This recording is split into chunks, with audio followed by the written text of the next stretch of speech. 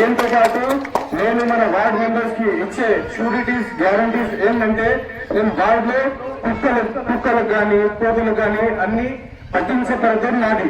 Election తర్వాత నేను చేసే పని ఫస్ట్ ఇది.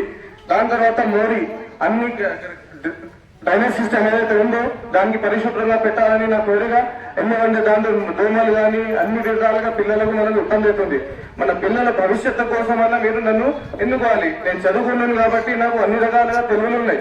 నేను చేసే పని మొత్తం గవర్నమెంట్ రిలేటెడ్ చేస్తానని మీరు నన్ను నమ్మి మరీ చేయాలి. ఇంకోటి మనకు వచ్చేది ఐరన్ ఉన్నది. ఐరన్ జరిపి నేను సిమెంట్ పెట్టాలని నా చాలా సార్లు నుంచి ఉన్నది.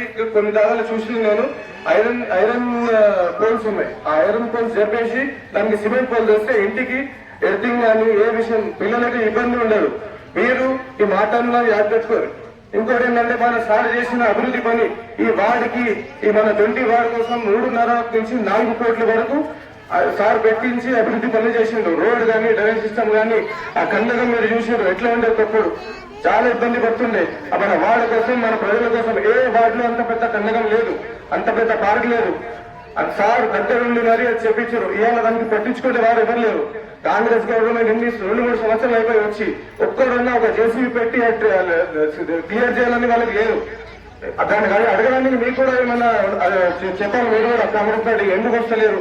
ఎప్పుడన్నా మీ ఎమ్మెల్యే కుటుంబ అనిల్ కుమార్ రెడ్డి మీ గల్లీకి వచ్చి సమస్యలు అడిగిందా? సార్ ఉన్నప్పుడు ఎన్నిసార్లు మీ వాడికి వచ్చిండు? అన్ని ప్రకారాలు అడిగిండు. ఏమన్నా డ్రైనేజ్ సిస్టమ్ అయినా దగ్గరుండి చెప్పించాడు, రోడ్ సిస్టమ్ అయినా దగ్గరుండి చెప్పించాడు. పార్కులో కూడా మీరు చూసారు. ఆ పార్క్ కోసం చాలా పోరాడాడు. ఆల్రెడీ 6 కోట్ల తమని శాంక్షన్ పెట్టినాం.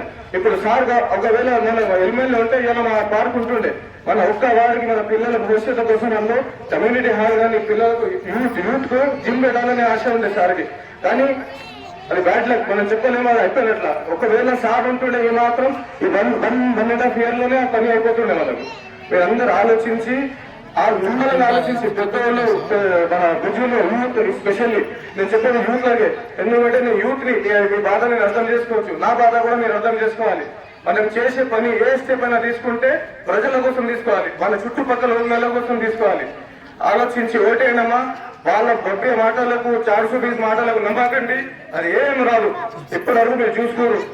గ్యారంటీ అని చెప్పారు కానీ ఒక్క హామీ మాకు పూర్తిగా చేయలేదు ఇప్పటివరకు. ఇదని ఎన్ని తెలుసు. కేసీఆర్ గారు 200 ఉన్న పెన్షన్లకి మన ముసలకు 2,000 చేసిండు. ఆ ఘనత మా కేసీఆర్. వీళ్ళు చేస్తారా? వాళ్ళు వచ్చిన వరకు మాటలు చెప్పారు. 2,000 కేసీఆర్ మొత్తం ఉండదు.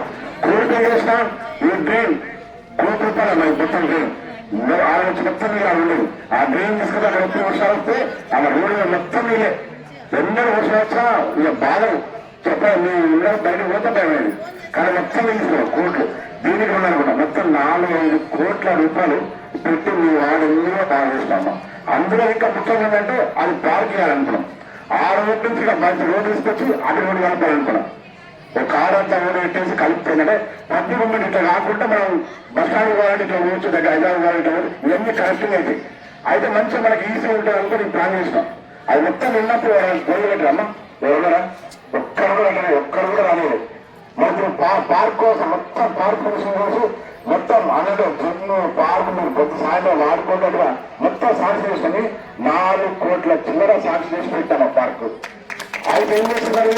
అప్పటికి కలిసి వచ్చినాయి. ఇక మర్చిపోయారమ్మా. మరి ఇప్పుడు కౌన్సిల్ ఉన్నాయి కదా, ఎన్ని వేలు ఆల్రెడీ 4 కోట్లు సాక్షి లేదు. దానికి కష్టాలు అవుతున్నాయి. మరి ఎంత మేమే పని చేసాం. మళ్ళా పనులు మళ్ళీ పోవచ్చు. నాకు ఓటేలు వస్తుంది. చెప్పమ్మా.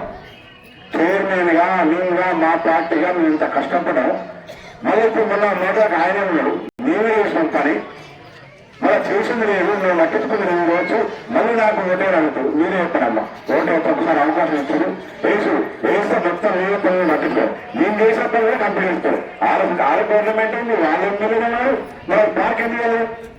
అవునా కదా? 2 సంవత్సరాలు వాళ్ళకి గవర్నమెంట్ అంటే ప్రజల మీద ప్రేమ లేదు.